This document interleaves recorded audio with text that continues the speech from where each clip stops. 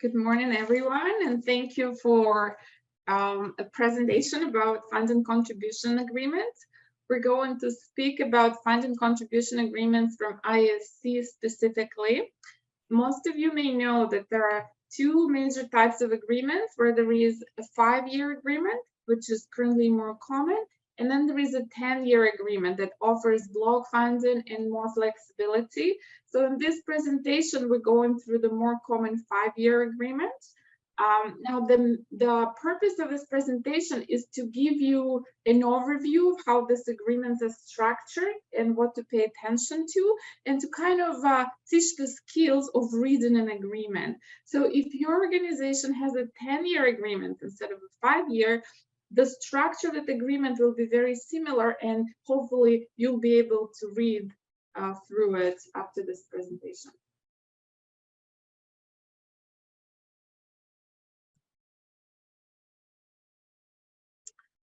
Okay, so the way government works with us, the way they give us funding is through fund and contribution agreements, and the term is comprehensive funding agreement, or CFA. So now that is the 5-year or 10-year agreement. That's a master legal document that we sign only once, and then it lasts for the 5 or 10 years. But what happens is, throughout that time period that the agreement is valid, there are adjustments to our funding. So there may be new program coming up, there may be formulas changing for existing programs. And so there is a mechanism in place to include all these changes in our funding.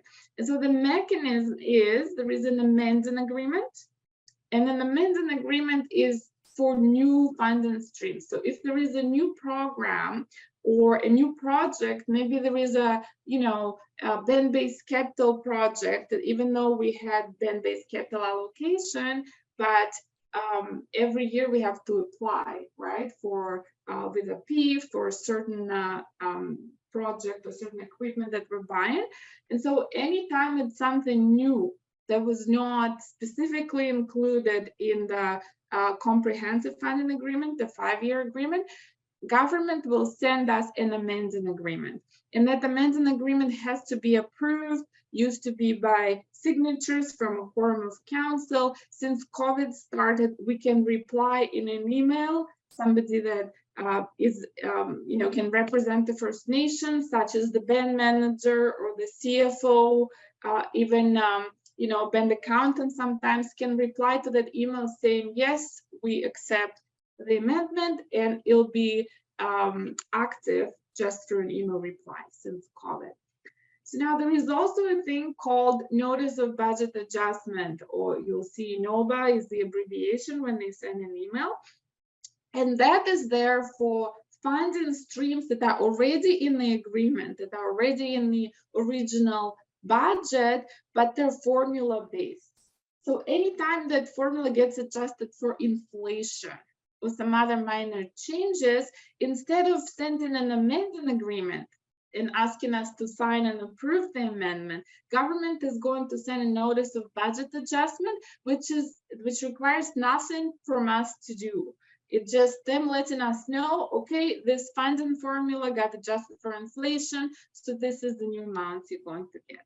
Okay, so we have 3 main documents, funding documents that we need to be aware of. There is a main funding agreement, the comprehensive funding agreement. It can be 5 or 10-year term.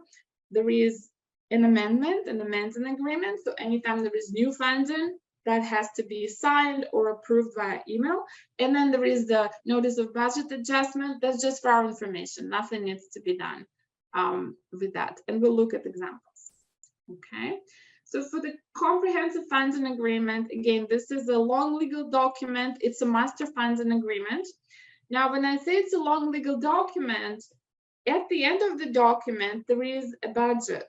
So it lists all our programs and all the funding we're eligible for in the next 5 or 10 years. And it also is broken down to by attributes. So certain funding we can carry over surplus, right? In certain funding, we have to repay back any surplus. So all that information is going to be in the budget. So at the very least, when we have the master funding agreement, we want to look at that budget because it tells us exactly how much money or estimated how much money we're going to be getting in funding from the government. Now, every year, normally before March 31st, the government will reach out with a new budget because things change, right? New funding streams come up, there is inflation adjustment and whatnot. And so every year they'll reach out with a master budget for that particular year, and then we'll have to sign on that and send that back. But there is always a budget, almost like a spreadsheet. It's can be 10 pages or so. And this is probably the most important part of the funding agreement that we want to focus on. Now, when they send an amending agreement, so an amendment for a new funding stream, or they send a notice of budget adjustment, they also include that budget spreadsheet. Okay, so there's also a page or two of what has changed in the budget. And this is really what is the most important part for us in finance. That's what we want to look at. Okay.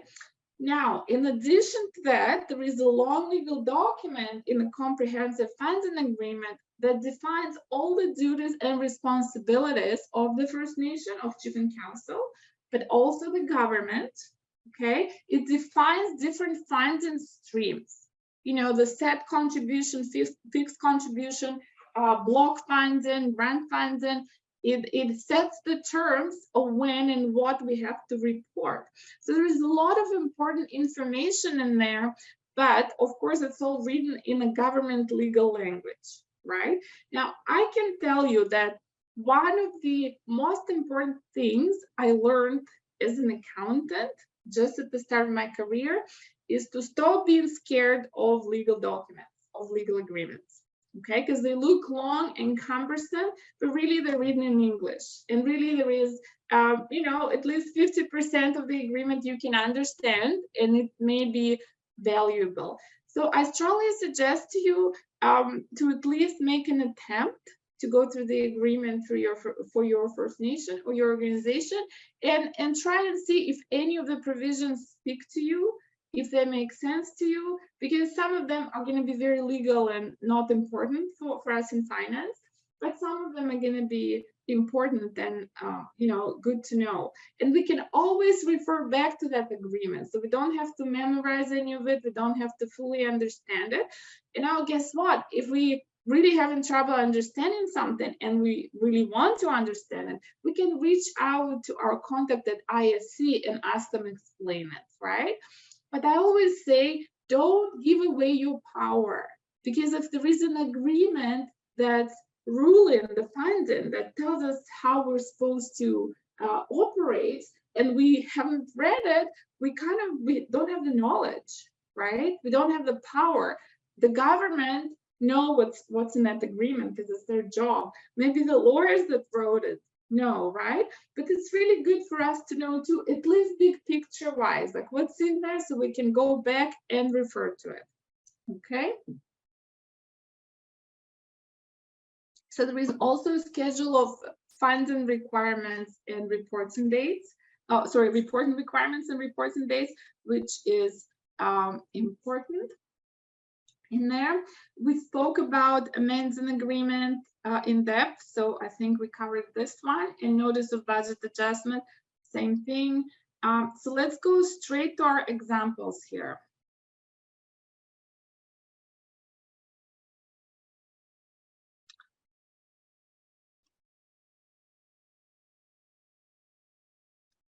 Okay, so let's quickly look at a notice of budget adjustment, what it looks like. You basically get a letter or an email saying, here's a notice of a budget adjustment for your record. Something has changed, the formula and inflation adjustment in this funding, and here is what you're going to get. And there is normally a budget attached at the bottom. Now, this one doesn't have a budget attached, but I think it's just for confidentiality reasons, I had to copy it from an email, so the budget isn't here, but normally there is one.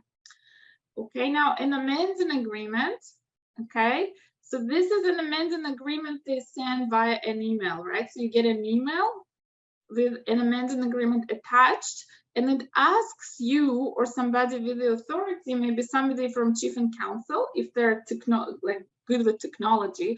In my experience, my chief and counsel aren't good with technology, so it's me the response to these emails. But basically, all you have to do here is you see this bolded paragraph. I confirm that I have the authorization of the First Nation to enter into the agreement.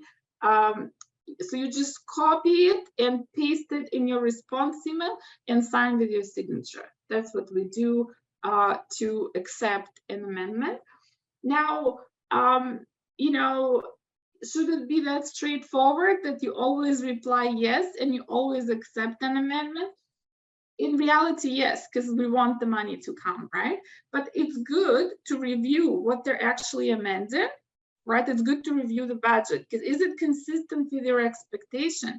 I'll give you an example. For one of my First Nations, education director received an amendment and reviewed it. And he said, you know what, this is not what was discussed with the government. They cut us short by $200,000.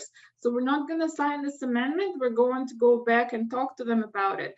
To be fair, that's the only instance I had where the First Nation didn't sign an amendment right away, because normally an amendment means more funding is coming our way. So for as long as we're good with getting that funding, we can approve that amendment. Okay, so here is the actual amendment agreement that's attached to that email that they send. And it's basically, it has a legal blurb and then a signature page. You only need to sign the signature page if you don't use email approval option. And then here is the budget spreadsheet, right? So here is all the programs that they're amending. So they're saying here, there is this First Nation did some skid steer repairs. They submitted the PIF for $32,000. So that's now included in an amendment, approved and signed, and gets released in the next month's budget. Okay, so pretty straightforward for both notice of budget adjustment and an amendment. So now let's go through the main document here, comprehensive funding agreement. So again, because most of us are in finance, or this way or another we deal with finance, I think the most important part of this funding agreement is the budget, right? So here it's in Schedule 4, and all funding agreements use the same template for 5 years since 2019-2020. Okay, so you'll see here in Schedule 4, we have all the funding that's going to be flown to us in the next 5 years listed here.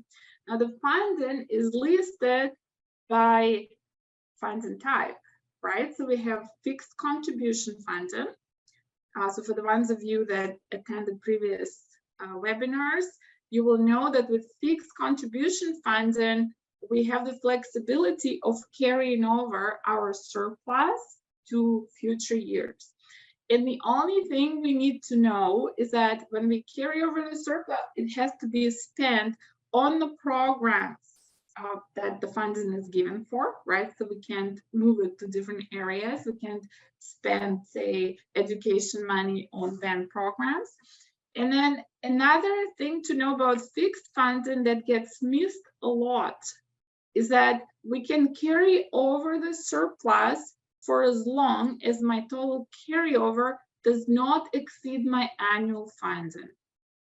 Okay, so let's use an example. If I have $1 million annual funding for a program, so say here the first one is education facilities. Say I get $1 million funding, which is far from truth. For this First Nation, it's only $45,000. Okay. And I'm carrying over a surplus. So for as long as my surplus carryover is less than the $1 million that I get annually, I am good. There is no issues.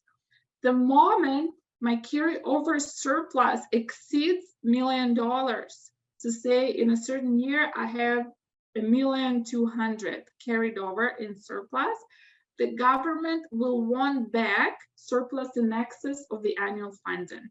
So when I have 1,200,000 in surplus carried over, the government will ask back for 200,000. We can only carry over up to our annual funding. Okay, that's our fixed contribution funding. And again, it's good to review this schedule for your organization, just so you know the attributes of different funding, and that'll help you with your financial report and with your annual audit, because you'll know that certain programs just can't have a surplus, or if you have big surpluses carry over in fixed programs, then you'll watch that the carryover doesn't exceed your annual funding. Okay.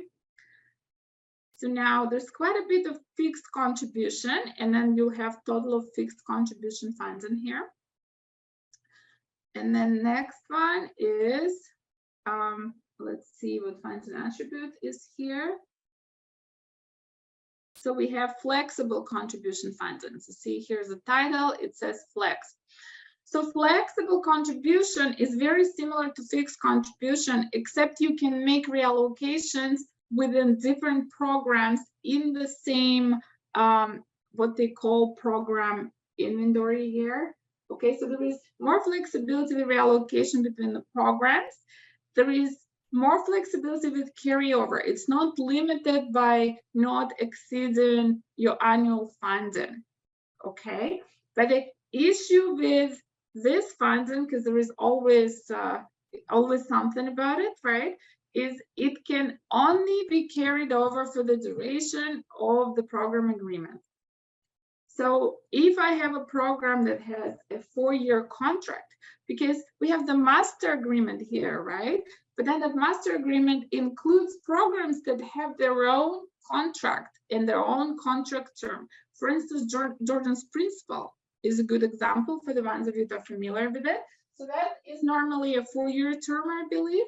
And so once the term of the program is over, I can't carry over any of the surpluses, even if it's flexible funding. Okay, so keep that in mind. Ask yourself, whatever my funding is it governed by a separate agreement in addition to this main contribution agreement? And if it is, then check when that agreement ends so that you don't get into a year of agreement ending and you still have carryover that you have to pay back. In my experience, your government contacts are pretty good with saying, you know, there is 2 years left till the end of this agreement. And just because an agreement ends doesn't mean the program ends. The program will keep going. There'll just be a new agreement, right? But they're normally good at letting you know ahead of time. Okay, there's 2 years left. If you have any surpluses, it's time to start spending it. Okay, so it's good to have a relationship with your FSO, right, with your Funds and Services Officer at IFC, and hopefully constant communication, good communication, and get those reminders. Now, sometimes we're new in a position, or sometimes we didn't have a chance to develop the relationship. Well, as soon as we start working on a program or in finances, it's a good idea for us to get a relationship going, to just reach out and say, I'm working on this program, maybe I'm a new person here, what do I need to know? Is there any reporting that's outstanding? Are there any deadlines I need to know? Is there any surplus repayment, right? And things like that. Okay, so that's flexible funding. And again, it lists all my flexible funding. You'll see most of it is health programs. And now with health programs, there's a caveat also that we cannot spend it on any other programs. It has to be within the health area. Okay. So let's keep going here. I think I'm past the flexible funding.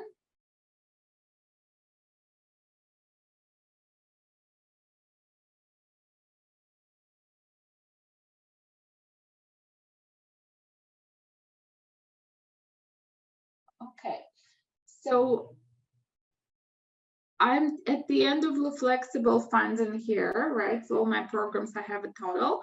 And then the next category is grant funding, okay, which is basically, for most of us, is just the band support funding. So what is grant funding? Well, grant funding is the best funding because the government don't really care, so to say, how we spend it, as long as it's for the activities within the program. And if we have any surplus carryover, we actually get to keep it. We don't have to repay it. Okay.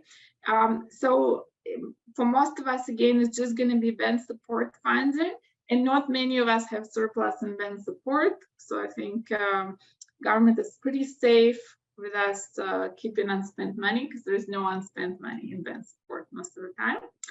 Okay, next funding type is set contribution. Okay, so set contribution is the most restrictive funding type you can have. This is the one where you can only spend it on the program that it's given to us for, and only within the year. If we have any carryovers, any unspent surplus, it goes back to the government. Okay, they claw it back. So now, it used to be that we had a lot of programs that are set contribution, and we had to watch for it. Okay, even income assistance used to be set contribution. It's a big program for many First Nations, right? Now, since probably 4 years ago, maybe 5 years ago, the government has started trying to be more flexible with funding and try and to work with First Nations and let them self-govern and allocate resources the way they see fit. So you will see that now we barely have anything under the set contribution program.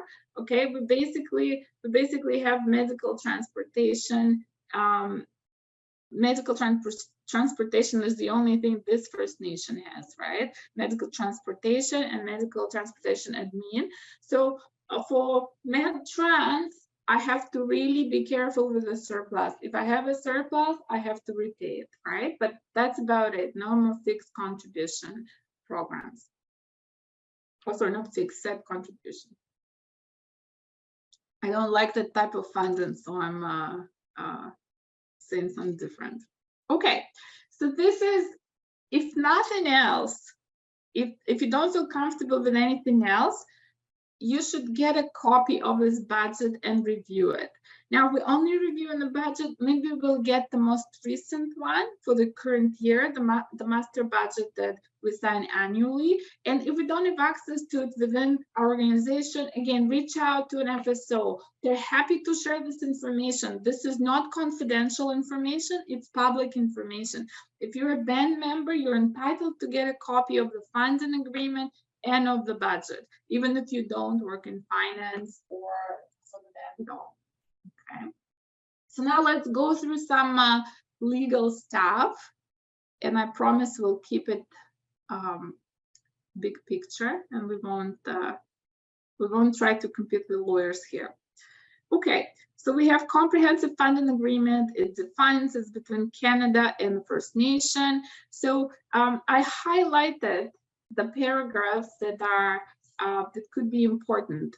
So with that, if you'd like to get a copy of this agreement with highlighted paragraphs, and by all means, reach out to Caitlin, she'll help you out, okay? So the first thing we want to pay attention to is the duration. So this agreement is from 2019 to 2024, a 5-year agreement, right? Okay, next thing. It says here that this is a multi-year agreement under funding, and that for as long as all the conditions of the agreement are met, funding will be transferred to the First Nations. So this is obligation of Canada to transfer the funding based on this agreement, and obligation of the First Nation to deliver the programs and meet reporting requirements. Okay. So number 7 here talks about notice of budget adjustment. So this is exactly what we said, where if there is no new funding stream, but rather an adjustment for inflation or formula change for an existing funding stream, they won't need us to amend, they won't need a signature, they'll just send a notice of budget adjustment. Deficits, number 11, pay attention to that one. The council shall be responsible for any expenditure it makes in excess of the funding.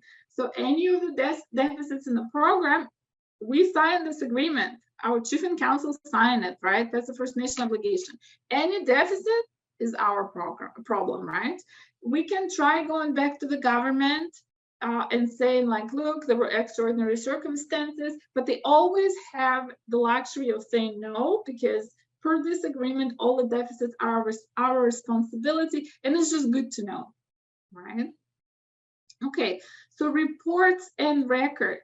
So here it defines what the reporting requirements are under 12, and 12.1 says there is a schedule in this agreement, Schedule 7, that gives us a list of reports that we need to provide every year.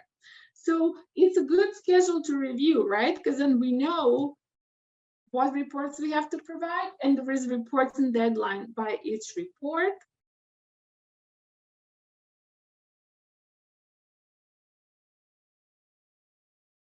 So 12.4 here says if we don't meet the deadline, we have to provide a notice to the government and ask for a reporting deadline. And the government they have the ability to extend our deadline, right? So the point here is, if we're not submitting our reporting on time, if we have delays, most of the time we have good reasons for it, right? Maybe we're short-staffed, maybe it was due to COVID, maybe there were other issues. So in this agreement, our obligation is to communicate with the government and tell them, listen, we are behind our quarterly reporting, or whatever report it is.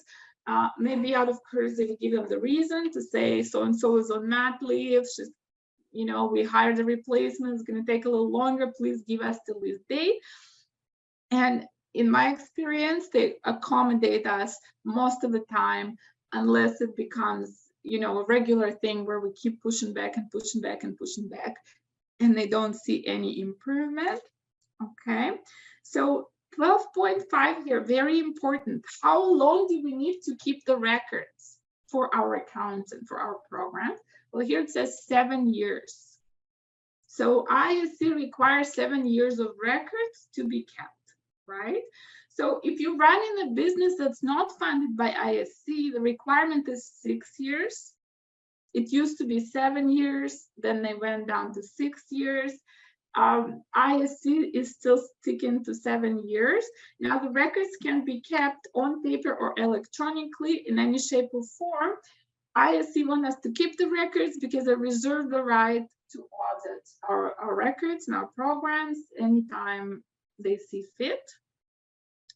Okay, number 15, this is a little bit legal, okay?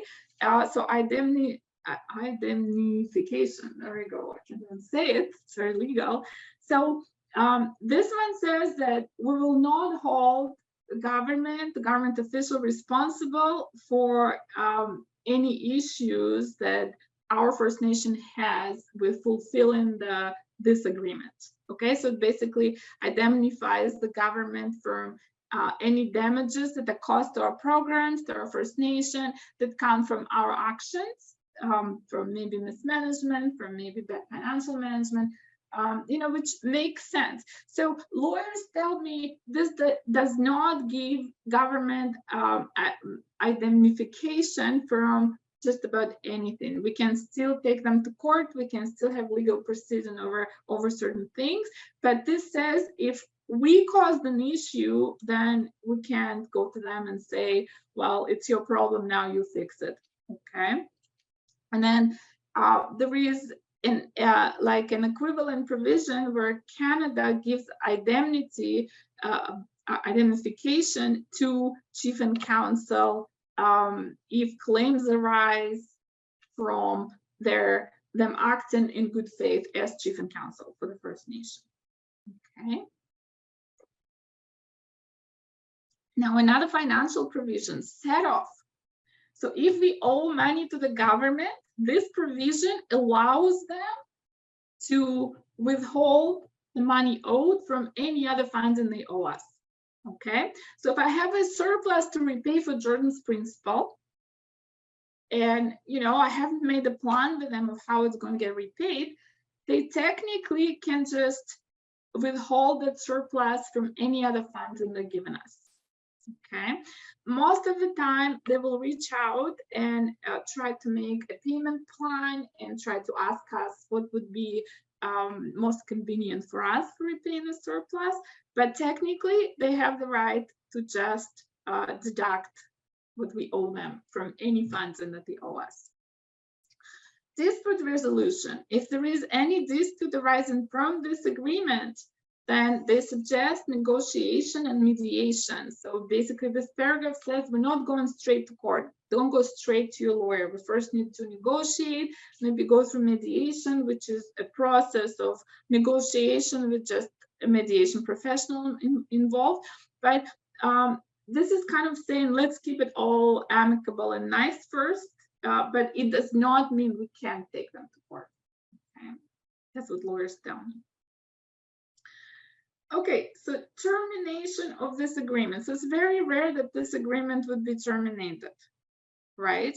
But there is a provision here that that's important, that if the agreement is terminated for whatever reason, we have 120 days to repay surpluses. So when is this important? Say my First Nation is in a 5-year agreement term, and we want to switch to a 10-year agreement, which is a brand new agreement, because it will give us more flexibility with how we spend our funds. Okay, so what will happen technically is the 5-year agreement will end, and then a new 10-year agreement will start. So because the 5-year agreement will end, it's considered terminated, and any surplus carryovers from the 5-year agreement, I have to repay to the government, even though I'm getting straight into the next 10-year agreement. Okay, so keep that in mind. If you're in a transition process to the 10-year agreement, if you have any carryover surpluses, have a plan of how you're going to repay them before switching, right? Now, that plan could be that you get a term loan from a bank. Like lots of banks would work with you if they know you're going into a 10-year agreement, and you now have more flexibility with funding and, potentially more funding for some programs, right? They will give us just a bridge loan to repay those surpluses. It's also possible that once we go into the 10-year agreement, we use some of the funds in there that can be used for repaying previous surpluses. So we use it for that. But it's something to keep in mind. This is what this provision is important for. If we switch from 5-year to 10-year, we have to repay all the surpluses. We have to plan for it. Okay, number 20.2 lists all the schedules to the agreement. So you'll see here, we already went through Schedule 4, which is funding and schedule of payments, right? This is our budget. Very important. Always go through it. Schedule 7, we mentioned already. This is reporting and due dates. Again, very important. Go through it. Keep it close to yourself, okay? And then Schedule 2 is another important schedule. It defines all this funding types, the set, fixed, flexible, block, and grant funding. Okay, the language is a little legal, but you can get through it. So if you really, have to review something for a program because there is surplus carrying over and you're not quite sure how exactly it's treated and what's the best way, this is where you go to Schedule 2 and you read the definition of that funding and you see how it applies to your program. Okay.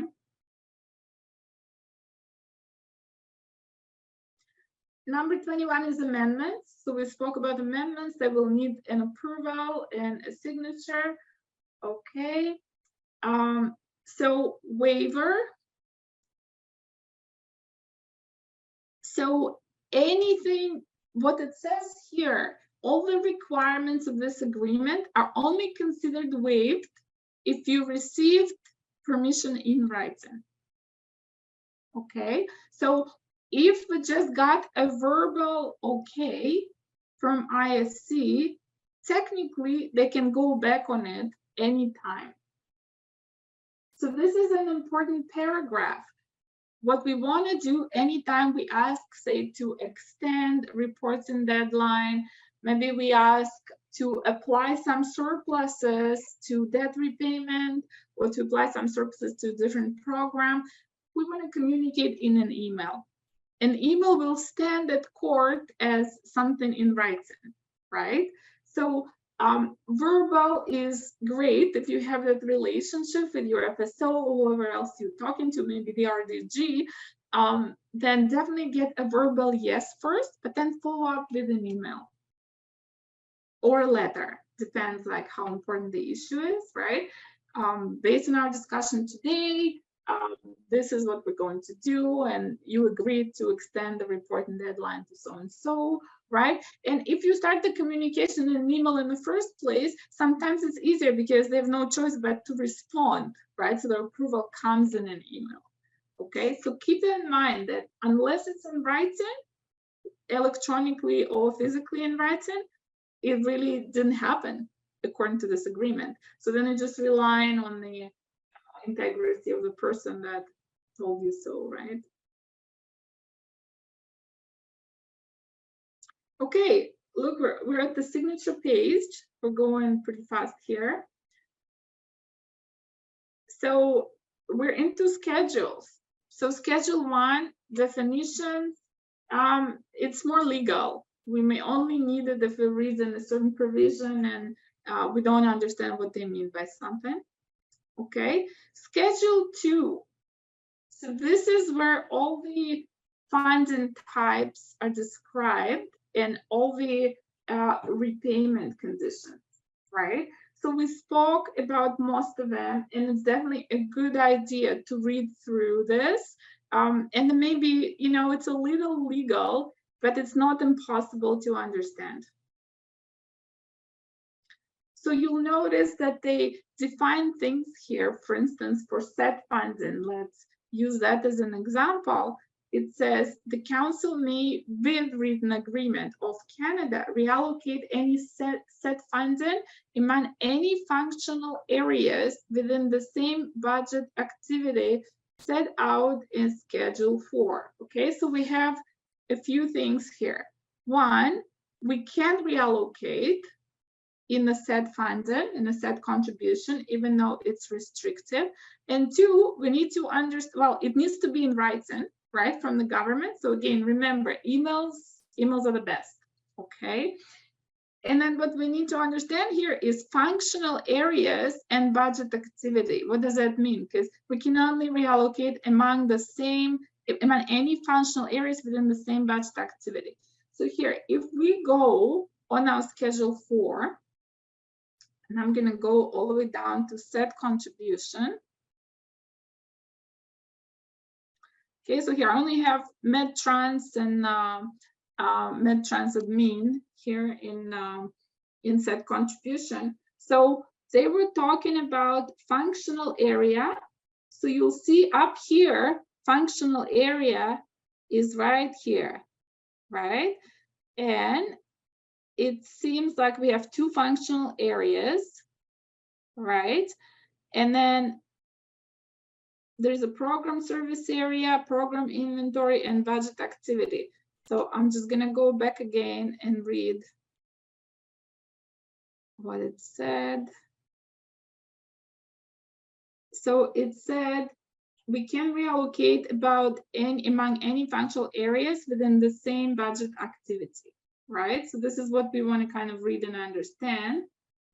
So going back here, so on documents, sorry. So we have, so functional areas, so any of them is good. And then budget activity here, it says medical transportation for the first one, and it's the same medical transportation for the next one. So what we just read tells us that if we have a surplus in medical transportation and a deficit in medical transportation admin, we can reallocate between the 2, right? Because it said we can reallocate among any functional areas as long as they're within the same budget activity. And we just checked that the budget activity for both set contribution programs here is the same. Okay, so this is an example of why it's important to try and read and understand that Schedule 2. Okay, so I strongly encourage you to go through the Schedule 2 and try and go back to the budget and see what can be reallocated, what can be carried over, and all the other provisions. Okay. So here you'll see in 4.4 for set funding, at the end of the year, if we have a surplus, we repay it. It says it right here. Okay, so now we're into fixed funding. Remember, that's the one where we can carry over surplus, but it's kind of restrictive where we can use it, right? So it says here the council may reallocate any fixed fund among any functional area within the same budget activity, right? So it's the same condition as for set funding. So if you want to reallocate something within your fixed contribution, just check that we only reallocate it within the same budget activity. Okay, and now paragraph 5.3 tells us what we can do with the carryover. Okay, so it says we can carry it over, right, provided that we spend it on the same activity with a similar purpose as before. So basically that means that we have to carry it over in the same program. Okay, now flexible funding. So again, there's a lot of flexibility, and we just have to keep in mind that any surplus and that remains in there after the end of the agreement term. So if it has a separate agreement for the program, has to be repaid to Canada within 120 days. Okay, so block funding again provides a lot of flexibility, way more flexibility than even fixed or flexible. We have to watch for an agreement term as well, right? And then grant funding is the one where we just keep it. There's no problem, okay? Even if we don't spend it all. And again, good luck, because the only grant funding we normally get is band support. Okay, number 10 here is loans. So sometimes we lend money from one department to another. So say education lends money to the band. So this agreement actually says that's allowed. There's no problem. You can lend from one program to another for as long as they're not for personal use, which makes sense. So we can't really lend like a band member or leadership or something for personal use, but we can lend to another program. Now, the council's loan policy is in writing and available to members in Canada upon request. So this agreement actually requires we have some sort of a loan policy, just to say, okay, we can loan between the programs and it has to be repaid within a certain term. Okay, and then all loans are evidenced by an agreement in writing. Okay, so again, it's good to have either a letter or even an email saying what we normally do is say health office want to borrow from education. So health director would send a letter and email to education director saying I'm requesting to borrow this much. These are the repayment dates, and so on. And then we get chief and council to approve it before we process the loan. So just so you know, loans between departments are allowed. It is a good procedure to have all those loans repaid by March 31st, so you don't have to deal with it in an audit. But if you didn't have repaid, it's not a big deal because loans are allowed. I've never seen government asking for written agreements for those loans, but they technically can. It's right in here in this master agreement that we need to document loan terms in writing. Okay. So the council can be in default of the agreement in their various ways, right? Not providing reporting is default, not providing proper programming, not complying with any requirements of this agreement can be a default, right? And then what can happen? What are the remedies? What can the government do in the event of a default? right? So this agreement will mostly deal with program delivery, can the programs be delivered, and financial management, right? Which financial management affects program delivery as well, right? And how do they assess us? They assess us by our reporting. So if we're very behind the reporting, it tells ISC that maybe our financial management isn't great, and it can get them to question our program delivery as well, and consider all these default remedies here, right? So if we for some reason are late with reporting, anything that's happening, is just good to have constant communication with ISC, explaining the situation to them and reiterating that it's not affecting the programs, and we're working on getting the reporting done and on improving whatever issue we have, okay? So now, in the event of a default, they have all sorts of options, but you probably all know the three main default options, which is management action plan. That's the easiest one, right? This is when you have to provide budgets for the next 3 or 5 years, and then have a quarterly reporting meeting with ISC where you provide your actual financials versus the budget. Next level of intervention is what's called a co-management. So this is when they would ask First Nation to hire an advisor to work for them and help them improve. Now, a co-manager really just an advisor. They don't have much power, but the issue is their fees are coming out of First Nations budget, right? So it's probably not an amazing thing to be in co-management, and it also, does not say anything good about our financial management, right? And then third option is third-party management, which obviously is the worst option, where we have a third-party manager appointed by the government. Sometimes the First Nation has a say, but that third-party manager completely takes over program delivery, all the finances, all the reports, and all of it. So First Nation doesn't have control over anything really once there is a third-party manager. So this is the worst option. It used to be a common thing for sure here in Manitoba and in Northwestern Ontario with First Nations, where the government would appoint a third-party manager when they're not happy with our financial management. In the last maybe 6-7 years, they've been trying to walk away from it and to do less intervention and allow First Nations to be more independent and manage their own programs and finances. I believe this has been working really well for many First Nations, and really good initiatives came out of it, just like Capacity Connect and other good training opportunities. Okay, let's go through accountability to members.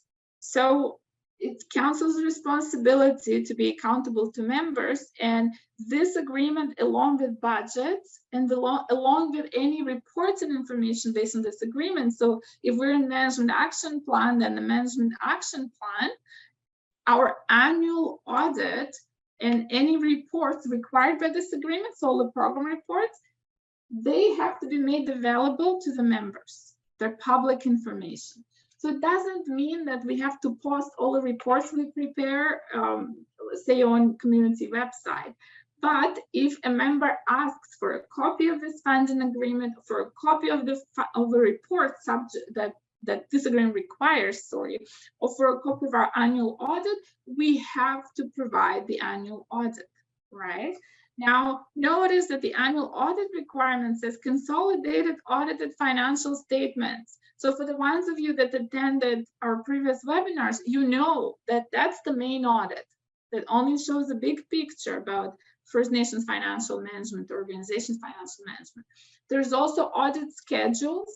There's also chief and council remuneration. So this here doesn't spell out that you have to provide the audit schedules, the program schedules to your members.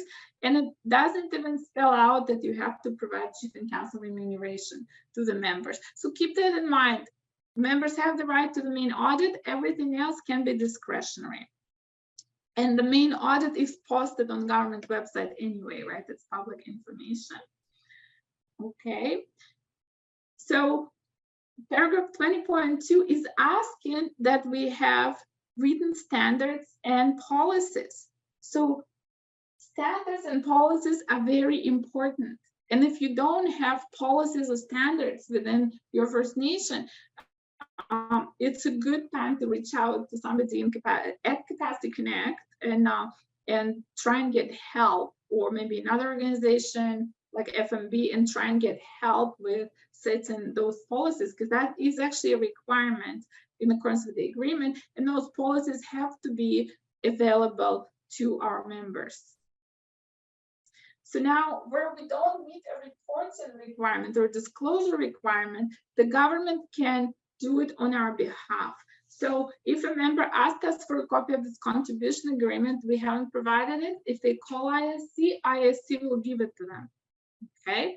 Now, if we have not complied with the annual audit requirement, we didn't, for whatever reason, didn't prepare our annual audit, the government have the right to appoint an auditor themselves and get that audit done and published to the members. So the point here is, let's comply with the reporting requirements so we have less government involvement and intervention in our operations. Okay, so we through Schedule 2, we went through Schedule 4, which again, please go through the one for your community. It kind of gives you really good information.